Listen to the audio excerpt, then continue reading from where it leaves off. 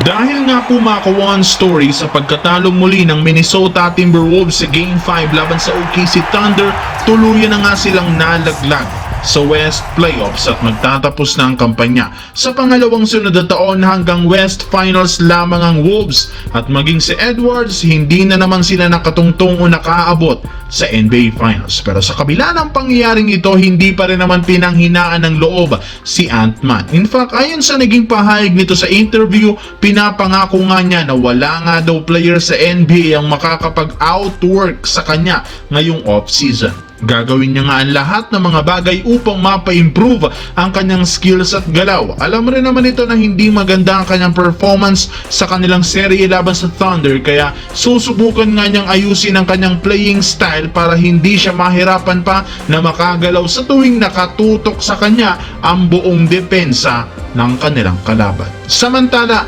alam na rin naman nga ninyo na may ilang mga players ang Los Angeles Lakers ang tuluyan ng magpapaalam at hindi na makakabalik pa sa lineup kagaya ni na Alex Len, Markieff Morris at si Jackson Hayes na kahit man malaki ang naiambag sa regular season, hindi pa rin naman nila ito pababalikin. Gagamitin lang naman nila ang pwesto nito na makakuha ng mas magaling na sentro, mas malakas either sa trade market o free agency. Sa madaling salita, literal tinanggal ng Lakers si Hayes sa kupunan as soon as matapos ang kampanya. Hindi na rin naman ito kinakaya pang makipagsabayan laban sa mas malalaki, mas malalakas na player kagaya ng serye nila laban sa Minnesota kung saan wala nga itong naging impact sa depensa. Pero kung si Jackson Hayes ang tatanungin, ayaw na rin naman itong bumalik pa at manatili sa team dahil binabaliwala lang naman ng team ang magagandang performance nito.